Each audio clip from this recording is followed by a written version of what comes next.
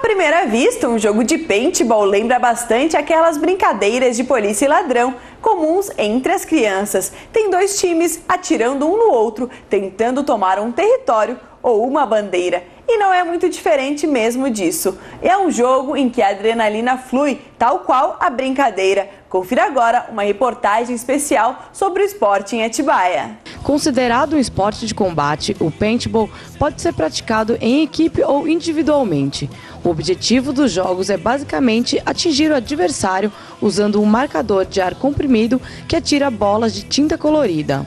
Fomos até o Parque de Aventura em Atibaia, assim chamado o local onde é praticado o esporte, para saber todos os detalhes da modalidade. Bom, o paintball ele surgiu na década mais ou menos 70 e 80, nos Estados Unidos e Canadá.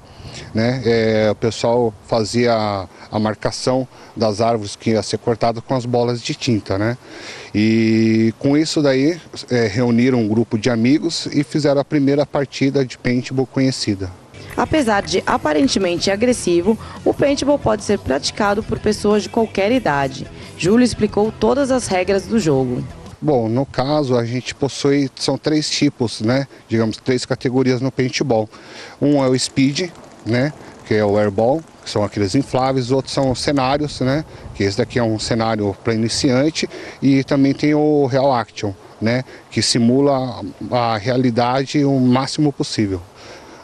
Falando de regras, cada campo possui uma regra, mas é inevitável e a prioridade que é a proteção do jogador, que não é feito para ele se machucar, entendeu? Sim, para se divertir.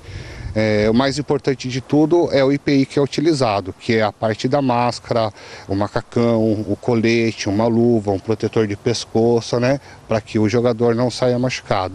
Assim que ele é atingido, dependendo da regra, ele já grita morto em voz alta, né? Levanta o seu marcador é a arma, né? E sai do campo para poder voltar na próxima partida. Existe também a rendição para que não seja efetuado tiro a queima-roupa, né? Entre outras regras que tem por aí. Atualmente, o esporte é dividido em duas modalidades, o paintball recreativo e o paintball de competição. Na primeira modalidade, todos os públicos podem competir. Já no paintball de competição, somente atletas preparados fisicamente e com equipamentos específicos podem entrar em campo. O proprietário competidor Júlio Lima explicou os detalhes das competições e também da prática apenas por hobby. Olha, vai muito, digamos assim, do tipo de jogo que você vai fazer. Se você vai fazer um jogo com crianças, é possível que se abaixe a pressão do seu marcador, do jogador, para evitar de que saia com algum hematoma, assim, digamos, né, dizendo. E desde criança, jovens, pessoal mais adulto, a faixa etária não existe, até mesmo o pessoal que possui alguma deficiência também joga, né, com a gente. Isso daí não tem é um leque bem grande de pessoas. Júlio, para o pessoal que está nos assistindo, se interessou, quer vir aqui jogar, como que deve fazer? É só chegar, precisa vir com algum material específico ou vocês têm tudo aqui? Então, geralmente todos os campos eles já têm os equipamentos necessários para o jogador. E nem aqui a gente já possui a máscara, o colete, os marcadores, né? Só precisa ligar, agendar um horário, o dia, né, que vai ser feito o seu jogo, né? E pode vir com a galera e se divertir. As regras são passadas no momento mesmo, tá ok? Júlio, deixa o contato aqui de vocês, o e-mail, o site, para quem se interessou, está fazendo a reserva e ver preço, todas essas coisas. Certo. A gente possui o site que é o www.atibaia-paintball-clube, tudo junto.com.br. Lá tem as fotos do campo, dos campos que a gente tem. No momento a gente possui vários campos, já está fazendo mais um agora ao lado aqui. Também tem um link com o nosso e-mail lá. Tem o Facebook, você pode estar conversando com a gente, que todo dia a gente está lá batendo papo lá com os amigos, com os clientes, que é Atibaia Paintball Clube também. E o telefone é aqui em Atibaia, 011 99865 4010. E agora vamos conferir como deve ficar o tempo na nossa região nesta terça-feira.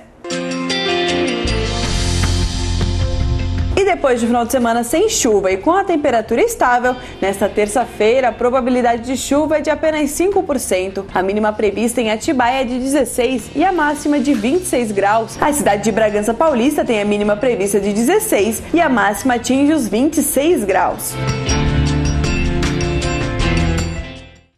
Felipe Massa voltou ao pódio, algo que não acontecia desde o dia 12 de maio de 2013. Num fim de semana diferente para vários pilotos, o Grande Prêmio da Itália, disputado no último domingo, embalou de vez a briga pela liderança da temporada 2014 de Fórmula 1, com a vitória de Hamilton. Os boxes da Williams eram só sorrisos após o terceiro lugar de Felipe Massa no GP da Itália deste domingo. Depois de uma série de infortúnios durante o ano, o brasileiro finalmente conquistou seu primeiro pódio pela tradicional equipe. Filha de Sir Frank e chefe adjunta do time, Claire Williams não escondeu a felicidade e o alívio com o resultado. Engenheiro de massa na época de Ferrari e atual chefe de performance da Williams, Rob Smedley, destacou o carinho da torcida italiana com o brasileiro. Ele disse acreditar que este será o primeiro de muitos pódios do piloto, assim como aconteceu como companheiro, Valtteri Bottas, que já chegou 4 vezes entre os 3 primeiros do ano. Massa começou na 4ª posição. Na largada, ultrapassou o companheiro Valtteri Bottas e o inglês Lewis Hamilton e foi superado pelo Kevin Magnussen, indo para o 3º. O brasileiro logo deixou o dinamarquês da McLaren para trás e subiu para o 2º, mas não conseguiu fazer frente para o inglês da Mercedes, que o desbancou e foi à caça de Rosberg em busca da vitória. Com o resultado, Massa somou 15 pontos e chegou aos 55, mas se mantém na 9ª colocação do Mundial de Pilotos. Por outro lado, seu pódio somado ao 4º de Valtteri Bottas ajudou a Williams a chegar a 160 pontos e assumir a 3ª colocação no Mundial de Construtores, ultrapassando a dona da casa Ferrari. E as seleções de basquete e vôlei tiveram clássicos em seus mundiais neste final de semana. O basquete atropelou a Argentina e se classificou para as quartas de final. E os meninos do vôlei venceram a Cuba e passaram como primeiro do grupo para a próxima fase. Demorou, mas a vitória surgiu. Depois de 3 derrotas dolorosas no Mundial de 2010, a Copa América de 2011 e Olimpíadas de 2012, o Brasil deu seu grito de independência e, enfim, bateu a Argentina na revanche do 7 de setembro do Mundial de 2010 na Turquia. O placar de 85-65, na noite deste domingo, no Palácio de Desportos de Madrid, deu provas de que o sonho de uma medalha nesta Copa do Mundo de basquete está mais vivo do que nunca para essa geração. O resultado positivo pôs fim ao tabu de 12 anos sem ir para as quartas de final e, de quebra, mandou o arquirrival embora para seu país nas oitavas, algo que não acontecia desde 1994. Raulzinho saiu do banco para ser o destaque da seleção com 21 pontos e um aproveitamento impressionante de 9 acertos em 10 arremessos. Anderson Varejão foi outro monstro com 8 pontos, 9 rebotes, 4 assistências e muita raça na quadra, algo que não aparece nas estatísticas. O adversário na próxima fase será novamente a Sérvia, na quarta-feira, às 13 horas, horário de Brasília. Já no vôlei, os olhares não mostravam medo. Se havia algum, estava bem disfarçado. O jovem time de Cuba jogava como gente grande. Passavam bem pelo teste de enfrentar os tricampeões, levando a primeira parcial e dominando boa parte da segunda. Até Bernardinho trocar 3 peças. Com a entrada de Bruninho, Visoto e Lippe, o Brasil voltou aos trilhos e fez o que se esperava dele. Neste domingo, venceu seu 5º e último compromisso na primeira fase do Mundial da Polônia, com 3-1, com parciais de 22-25, 25-23, 25-18 e 25-17. Com o resultado, a seleção segue invicta e avança em primeiro lugar do Grupo B. O campeonato terá agora uma pausa de 2 dias. Na retomada, na quarta-feira, a Bulgária vai ser o adversário brasileiro na primeira partida da segunda fase. Chineses, canadenses e russos completam o Grupo F. E neste final de semana aconteceu mais uma rodada das séries A e B do Brasileirão. Confira agora os resultados dos jogos e como ficou a tabela. A 20ª rodada da Série B começou nesta terça-feira, com o Paraná empatando com o Sampaio Correia em 0-0. O Boa Esporte vencendo o Atlético Goianiense por 3-0 e a Portuguesa perdendo em casa para o Joinville por 2-1. Na sexta-feira, a Ponte Preta confirma a arrancada na Série B e ampliou a crise do Icasa. Placar final 1-0. Já no sábado, em jogo morno, Náutico e Braga não saem do 0-0 na Arena Pernambuco. O Avaí pressiona, o América do Rio Grande do Norte segura e o duelo termina em empate sem gols. Léo Gamalho marca, mas o ABC bate o Santa Cruz por 2-1 e se recupera em Natal. O Vasco reage em meio à crise, vira sobre o América Mineiro, Placar final 3-2 e volta ao G4. Oeste, eficiente, vence o Ceará por 3-1 e deixa a zona da degola da Série B. E fechando a rodada, o luverdense reencontra a vitória e mantém o Vila Nova na lanterna. Placar final 2-0. Pela Série A, Felipão mexe bem. O Grêmio é superior e vence o Flamengo por 1-0 nos acréscimos.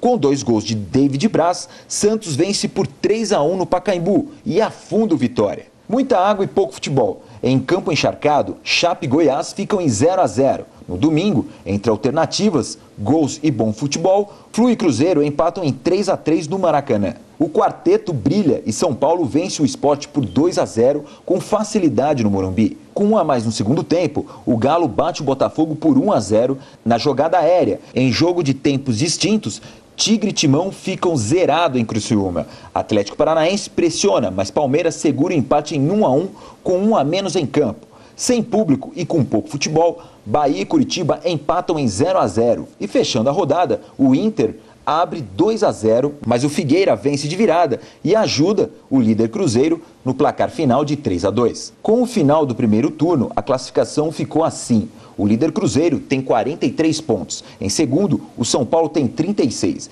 Em terceiro, o Inter vem com 34. E fechando o G4, o Corinthians com 33 pontos. Em quinto, Fluminense e Grêmio tem 31, seguido de Atlético Mineiro com 30. O Sport tem 28. O Santos tem 26 pontos. O Flamengo e o Atlético Paranaense têm 25. O Figueirense e o Goiás têm 24 pontos. Já o Botafogo tem 22. O Chapecoense tem 20 e o Palmeiras tem 18. Já na zona do rebaixamento, tem Criciúma com 18 pontos, Curitiba e Bahia com 17 e o lanterna da competição é o Vitória com apenas 15 pontos. O Mantiqueira Notícias fica por aqui. Uma boa noite. Amanhã a gente se vê. Até lá.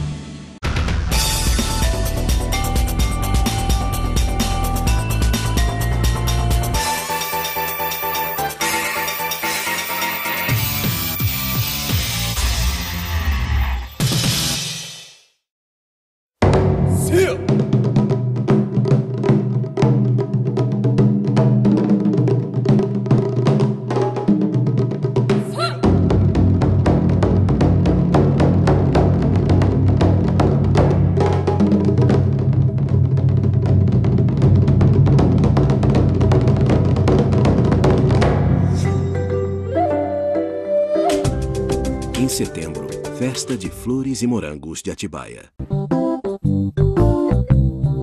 Para não dar zebra, atravesse na faixa.